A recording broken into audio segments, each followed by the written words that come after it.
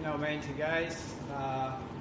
Bar close, nós tivemos uma ótima segunda-feira e vamos então falar das nossas ferramentas, né? Com mais um papo sobre a vida atrás do bar, né? Mais uma vez, eu estou fazendo os vídeos gradativos com essas apresentações, porque a intenção, como eu mencionei, é compartilhar informação para interessados em adentrar o mundo da coquetelaria e para interessados, né, para apreciadores desse mundo, também tirar suas dúvidas sobre o material utilizado. Ok? Então nós vamos começar aí com uma das ferramentas mais clássicas atrás do bar, a nossa bailarina. Ok? Existem vários modelos de bailarina, pessoal, eu não vou entrar em muitos detalhes. A gente trabalha com dois modelos aqui, que são Japanese Style, né? Estilo japonês. Por que estilo japonês? Porque elas têm mais de 30 a 33 centímetros, então elas têm em volta de 45 centímetros, alguma coisa próxima disso, né? Então muitas pessoas não gostam. Eu particularmente eu tive que me desfazer de toda a minha guia quando eu retornei à Europa. E eu estou refazendo o meu set, né, as minhas ferramentas, e por enquanto eu estou trabalhando com as do bar. E eu não gosto muito justamente porque ela fica aqui, às vezes eu vou pegar alguma coisa, eu bato com ela, enfim, ela é grande, né? O motivo pelo qual os japoneses utilizam ela é porque os bares no Japão são bem mais baixos, né? E assim como dar as costas para um cliente é desrespeitoso, no Japão, se ficasse curvado assim, né, curvar-se ou ficar curvado para fazer um steer também parece ser falta de educação, e eu acredito que a lombar e a lower back ali da galera também não vai aguentar por muito tempo, né? Então por isso eles têm as long spoons, eles podem ficar ereto e fazer o trabalho nesses bares mais baixos, né? As regulares, elas têm em torno de 30 centímetros a 33, o que seria praticamente isso, né? A que eu comprei, ela vem com a parte de trás chata, assim, uma partezinha de stainless steel flat, né? Achatada, que é muito útil para macerar alguns condimentos mais sensíveis. E quando você vai fazer um drink de layer, né? De camadas, ela é muito útil para sentar em cima do drink, que você vai botar a camada e você coloca desse lado o espírito aqui na colher, e ele com aquela superfície chata auxilia a criar uma separação melhor, né? A visibilidade fica mais clean. Ok? Essas que nós temos aqui, que as japonesas também são encontradas em tamanhos regulares, a gente tem dois modelos aqui, uma com um garfo, né, que é utilizado para pegar condimentos e coisas mais sensíveis, por exemplo, raspberries, cherries, enfim, para pegar qualquer tipo de condimento, o garfo é útil, ok?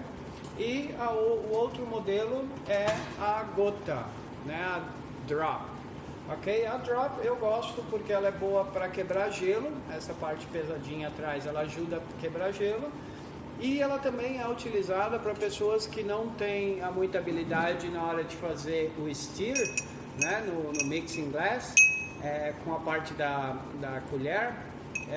Algumas pessoas têm dificuldade, então a gota veio para isso. A gota fica bem mais fácil por ser arredondada, né, e ela fica bem mais fácil para fazer o steer. Então é uma das funções aí da gota, certo? Cool, vamos lá, sem mais delongas, vamos falar agora de algo muito importante no mundo da coquetelaria, né, que é o shaker, ok? Então nós temos dois tipos de shaker, três tipos, quatro tipos, ok? Vamos lá.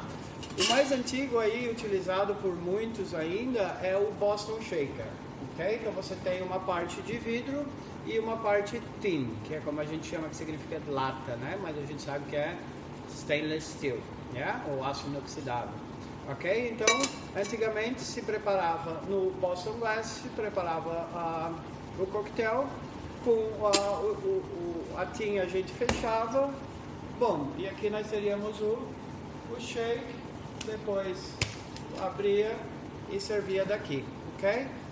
Na minha opinião, e algumas coisas que eu li, 2 motivos que isso não é mais utilizado. Um é porque é muito pesado, né? Eu estava agora em Chelsea ali, 400, 500 coquetéis por noite, imagina esse peso o tempo todo, já era cansativo com a Tin on Tin, e imagina com um Boston Glass que traz um peso maior. Outro motivo que eu acredito que não seja mais usado é por ser um pouco perigoso, né? Vidro, então na correria é capaz de se escapa, cai, isso vai quebrar, enfim, para evitar acidentes, ok? A gente não utiliza aqui. O que a gente utiliza é o que a gente chama de tin on tin, que seria lata na lata, né? Que é um shaker com uma praticidade extraordinária, né? Ele é a parte de tin, mas o mesmo desenho, porém menor, né? Se você pode ver, ó, é o mesmo desenho, porém menor. E a gente chama de tin on tin, né? Tin on tin, sobre a tin. Okay? Então nesse aqui a gente monta na parte pequena, né? E eu particularmente monto na parte pequena, encho ela de gelo e com a parte maior eu fecho. Ok? Tem bartenders que montam na parte pequena, enchem a parte grande de gelo, despejam ela aqui dentro, fecham e fazem o shake. Ok? Então isso varia muito de qual coquetel você está fazendo, quanta diluição você quer nesse drink. Baixar a temperatura tem que baixar igualmente, né? Um talvez dure um pouco mais e o outro um pouco menos. Obviamente, quando você quer chegar numa temperatura baixa mais rápida, com menor diluição, mais gelo, ok? Cool, vamos lá. Então esse é o que a gente usa, o shaker mais comum, tin on tin. Cool, aí a gente tem o conhecido popularmente como 3-piece shaker, né? Ou cobbler shaker, ok? Cobbler shaker é composto da parte da thin, a parte da tampa, esse normalmente o pessoal tem em casa, né? A parte da tampa já vem com o strainer e a parte que sela o topo, ok? Então os japoneses usam bastante, obviamente, bares do Japão, cada bartender ali, eles cavam o gelo na hora, então eles têm bastante tempo para fazer os coquetéis, eles podem trabalhar com esse tipo de material que sem dúvida é charmoso, elegante e traz um style aí vintage, né? Porém, para bares onde o fluxo é muito grande e você precisa faturar, eles não são tão viáveis. Por quê? Porque com a redução da temperatura, o stainless steel shrink, ele encolhe, né? Então o que acontece? A gente não consegue abrir ele, então você vai precisar de velocidade para limpar o seu shaker, para setar a estação de novo e partir para a próxima ordem, ele normalmente get stuck, né? Fica preso, travado, então é uma coisa meio desconfortável, a gente fica sem graça na frente do cliente. Então hoje em dia são poucos bares que usam, normalmente bares que têm tempo para a execução do drink, né? E temos um outro modelo que se chama Parisian Shaker, né? É o shaker de Paris, que também é muito elegante, muito bonito, porém mais uma vez pouco prático. Ele é composto de uma parte base, uma tin, e um topo igual o do 3-piece, mas ele não tem essa abertura, ele é 2 partes, essa como se fosse um todo e a tin, né? Então é pior ainda porque quando a gente fecha ele, faz o shake, a redução, a gente não pode simplesmente abrir e pelo menos tirar o líquido, né? Então isso aqui vai demorar para abrir depois para lavar, mas eu consigo tirar o líquido rapidamente. O Parisian não tem isso, eles são só 2 partes, então tu já fica, né, ali em Chelsea eu estava trabalhando com esse shaker e realmente ele é inconveniente e não é realmente prático para speed, né, para velocidade, ok? Cool, então temos os shakers visto. Um outro instrumento importante é o nosso mixing glass, ok? Então mixing glass normalmente utilizado para misturas onde não se utiliza sucos, nem purês, ele é para misturas simples, né? Misturas normalmente de destilados com licores e drinks onde tem uma fácil mistura, sem suco de fruta, sem cítrico, né? Os ancestrais que a gente fala que são os coquetéis feitos com álcool, uma base de álcool temperada com outros componentes também alcoólicos. Então aqui, né, um exemplo aí, o Negroni, o Old Fashion, Manhattan, são drinks aí que são feitos no Mixing Glass. Então existem vários modelos também, pessoal. O que eu aconselho, você vê que tem um design fora, mas é só fora. Esse design não alcança a parte de dentro, né? Porque tu imagina se tu tivesse esse design dentro do copo, né? Na hora de fazer o stir ia ficar fazer um barulho estranho, trava a colher na hora de fazer o stir. Então o design é bonito, mas desde que dentro não tenha nenhum tipo de fenda, que ele seja completamente redondo e liso, né? Isso é importante para o Mixing Glass, ok? Mixing Glass. Cool, let's go. Então aí agora nós vamos para os componentes aí, o que a gente utiliza com Mixing Glass. Nós temos os nossos strainer, né? Nós temos aí o Hawthorne Strainer, ok? Então se você vê esses meus strainers, eles não são dos melhores, né? Quanto mais fechadinha essa spring aqui, né? Esse filtro, quanto mais junto essa mola ali mais filtragem tu tem. Então tem Hawthorne Strainers que são tão fechadinhos que a gente não precisa nem do Fine Strainer, né? Ou Double Strainer, que nem a gente fala, né? Porque aqui a gente já consegue filtrar isso. Porém, esses nossos aqui, eles exigem, quando a gente precisa de uma filtragem maior, a gente precisa utilizar o segundo strainer, que é o Fine Strainer, né? Na verdade, esse ali a gente utiliza o Fine, né? Esse Fine Strainer é a peneirinha que a gente chama, e mais pontiagudo porque ele tem um maior espaço para líquido ali, né? E também direciona mais a nossa... o nosso líquido, né? Então aqui você tira partículas de citrus, pedaços de gelo, enfim, ele deixa o seu coquetel bem filtrado, ok? Então o Hawthorne Strainer funciona, esse que eu tenho, ele tem essas abinhas ali, né? Então ele praticamente senta no shaker, ok? Então aqui você pode trabalhar ele, melhorar, baixar uma Você pode baixar ele para uma melhor filtragem ou pode levantar ele para uma filtragem mais grossa, né? Que ainda você de repente queira pedaços de fruta ou algo assim, ok? E de novo, o ponto a se olhar num strainer é a mola realmente, ok? Então obviamente vai depender da lista de coquetel que você está trabalhando e o fato de você gostar de utilizar ou não o Fine Strainer, yeah? Então nós trabalhamos aqui, nós temos esse modelo que é mais simplesinho, com um cabo menor, que para mim facilita bastante. Esse outro aqui, ele já tem um peso no fundo, né? Eu não gosto muito dele, porque ele acaba sendo, sei lá, é estranho trabalhar com ele. Porém, nós temos aí já novos strainers vindo com uma filtragem ali, uma mola mais juntinha, né? Mais fácil de filtrar. Cool! Falando de strainers, então nós vimos o Hawthorne Strainer e o Fine Strainer, né? O Fine Mesh Strainer, o Double Strainer, ok? E aí nós temos um outro strainer utilizado atrás do bar, que é o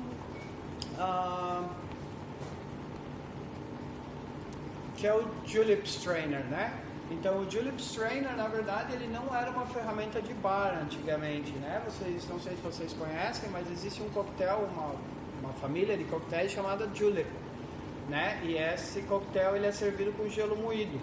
Então, quando a gente serve esse coquetel, eles normalmente são eu não tenho um copo de lata aqui, mas como eles são servidos em gelo moído, então as pessoas tinham ele colocado assim sobre o copo e elas poderiam beber o drink com gelo moído dessa forma, né? Obviamente depois disso foram inventados os canudos e aí esse strainer parou de ser usado pelos clientes, ficou sobrando atrás do bar e os barmans adaptaram para utilizar no Mixing Glass, né? Já que aqui a gente não tem gelo quebrado ou partículas de gelo, eu só quero segurar o gelo mesmo, a gente hoje utiliza o Julep Strainer no Mixing Glass, mas obviamente se você prefere utilizar o Hawthorne Strainer, que ele também funciona, ok?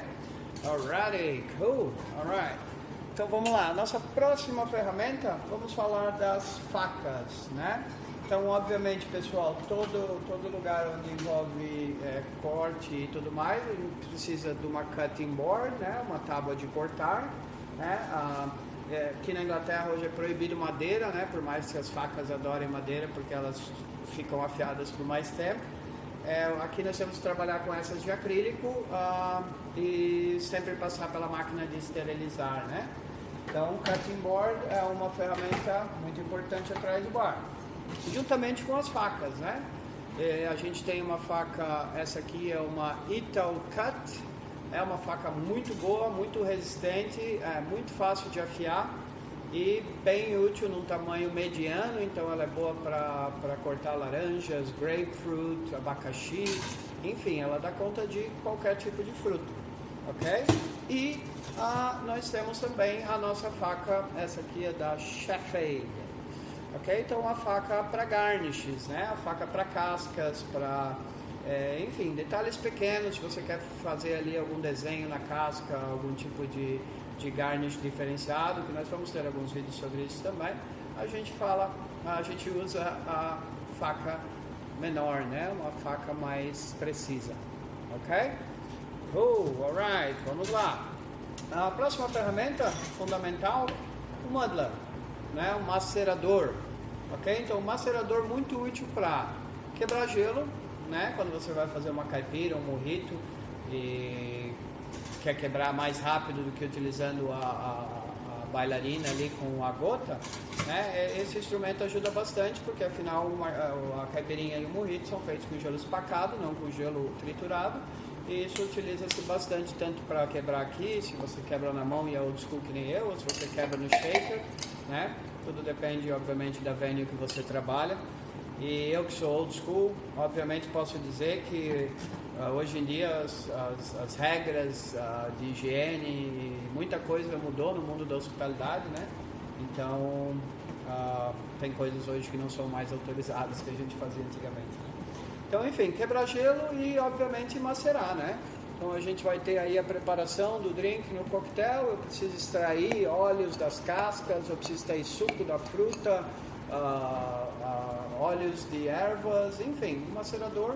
Eu aconselho ter um macerador com essas ondinhas ali, não aqueles quadradinhos, porque os quadradinhos eles não maceram muito bem e ele fica um monte de coisa presa ali. O tempo de limpeza dele no movimento, né, busy, fica um pouco, às vezes tu pega o macerador, tá lá ainda com o morango do outro coquetel.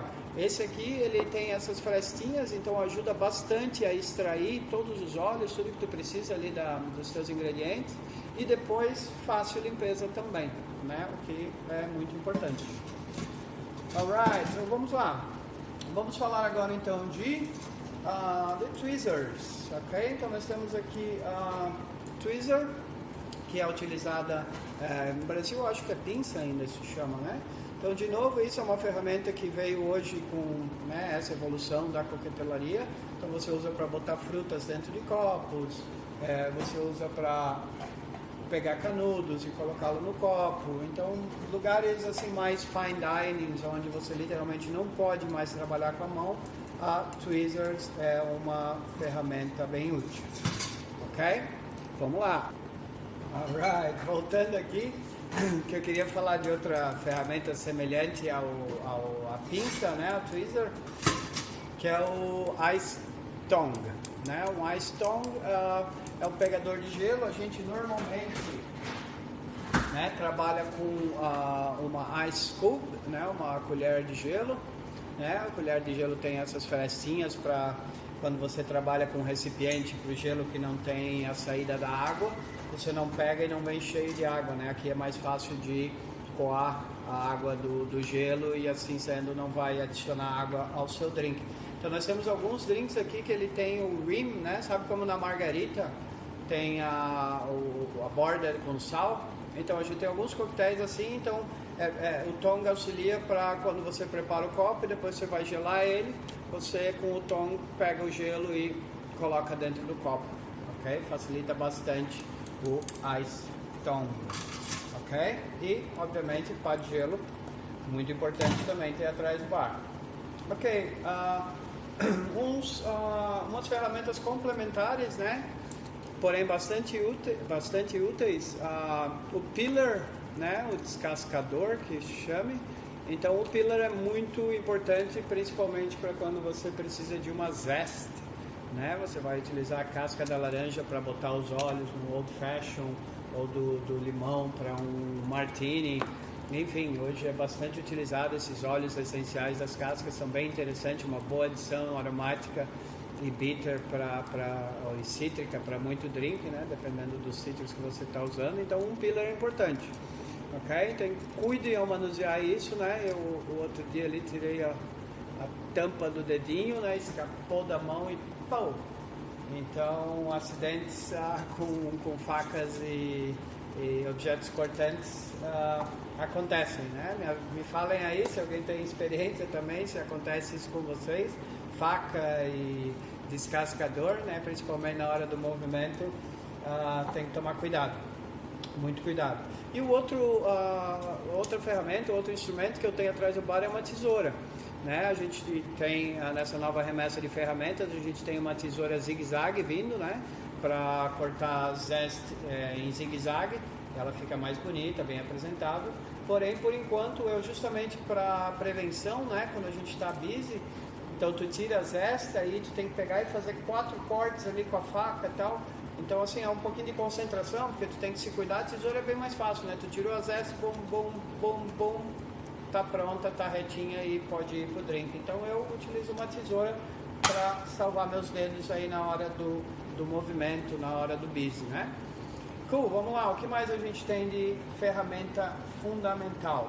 Vamos falar dos medidores, os jiggers, ok? Então, medidores, jiggers, os ingleses aqui, eles são bem feios, pessoal. Esses são os jiggers aqui da Inglaterra, né? Esse no caso é para vinho, é de 125 ml, daí 50 ml e 25 ml, né? Porém ninguém usa eles, a não ser o de vinho, porém esses 50, 25 a gente não utiliza. A gente tem os japoneses que facilitam, né, para pegar, para trabalhar e... Enfim, tu consegue trabalhar com 2 medidas até numa mão ou 3, certo? Então, a gente não trabalha com onças, né? A gente trabalha com mililitros. Então, nós temos aqui jigger 50, 25, 20, 40, 20. Então, essas são as medidas fundamentais. Dentro desses jiggers tem outras marcações, né? No caso eu tenho aqui no de 25, eu tenho uma marcação ali dentro de 15 ml, yeah? E no de 50 eu tenho uma marcação ali dentro, não sei se vai dar para ver ali a linhazinha, né? Eu tenho a marcação de 35 ml. Ok? Então a gente também, nessa nossa nova remessa, nós temos uns outros jiggers vindo com a mesma peça com várias marcações dentro, né? Isso facilita bastante porque tu está fazendo um drink ali, tu não precisa ficar virando para trabalhar a dose menor, então já que os mesmos ingredientes vão ser misturados posteriormente, quando tu tem várias marcações aqui, te facilita para trabalhar com o mesmo jigger. Então eu apresento esse material novo aí para vocês quando chegar, acredito que até final dessa semana. Ok? Então, jiggers, medidores, muito importantes para ter uma precisão no seu drink. Porém, a gente também tem os speed pours, né? Que são essas ponteiras aí que a gente coloca nas garrafas. E eu, particularmente, eu sou treinado para free pour, né? Free pour é trabalhar sem o medidor. Alguns barmans são totalmente contra, porque a precisão não é tão grande. Porém, eu falo para vocês que eu já trabalho há muito tempo com free pour e assim, especialmente na hora de movimento é bem legal, é bem importante assim, tu ter uma noção de speed pour. Por quê? Porque tu ganha tempo e não perde dinheiro, né? Então tu tem que estar bem treinado. Eu diariamente eu faço alguns testes de free pour para ver minha contagem. Quando eu trabalho com um licor, a contagem é diferente de uma vodka, a vodka a temperatura ambiente é diferente de uma vodka que está refrigerada por causa da viscosidade. Então assim, o free pour é bom, ajuda, porém deve ser praticado para não perder dinheiro, né? E eu acredito que das ferramentas fundamentais, pessoal, eu acredito que nós cobrimos tudo hoje. Ok? Nós vimos as bailarinas, nós vimos as facas, nós vimos os strainers, nós vimos o muddler, yeah? Vimos as pinças, os pegadores de gelo, a pá de gelo, nós vimos os shakers, nós vimos mixing glass, opa, nós vimos descascador ou peeler, tesoura, e eu acredito não, são, porque eu estou falando para vocês das ferramentas que estão aqui no meu bar, que são as ferramentas que eu trabalho diariamente, né? A gente vai falar sobre outras ferramentas hoje, por exemplo, a gente vai falar sobre outras ferramentas num próximo vídeo, por exemplo, a máquina de fumaça, né, que a gente utiliza bastante hoje. Eu trabalho com mixologia molecular, então existem algumas ferramentas que são colocadas extras. A gente tem hoje também pequenos borrifadores que não deixam de ser um tipo de ferramenta utilizada atrás do bar. E isso, quando a gente chegar na parte de montagem de receitas e estivermos trabalhando mais com a formação dos drinks, ali eu vou estar daí apresentando essas ferramentas novas que estão chegando e adicionando aí esses bits and pieces, né, esses pequenos detalhes aí que a gente tem extra atrás do bar. Porém, numa visão geral, essas são as ferramentas de bar fundamentais, ok? Então, pessoal, como eu falei, esses vídeos de apresentação e tal, eu não trabalho com edição, né? Eu não tenho conhecimento nessa área, e também estou fazendo isso, como eu falei, por livre e espontânea vontade. Eu trabalho, né? Então eu estou usando meu ambiente de trabalho como cenário, e se eu for esperar eu aprender a editar para colocar todas as legendas, hoje já vieram para mim, por que tu não bota a legenda em inglês também?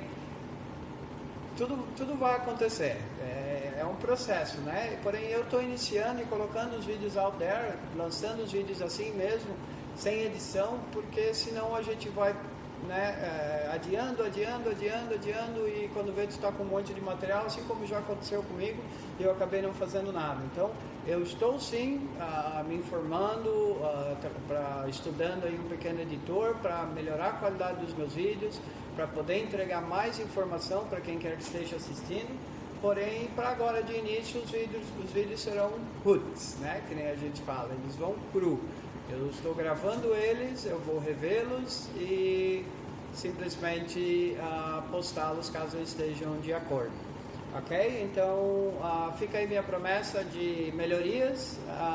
Peço aí, nunca imaginei que eu fosse dizer isso, mas peço aí a você que deixe seu like, deixe seu comentário, compartilhe, né? Que a intenção é sim melhorar os vídeos, botar legendas, botar animações, adicionar informação e talvez os subtitles aí em inglês, né? A legenda em inglês para se alguém estrangeiro quiser acompanhar.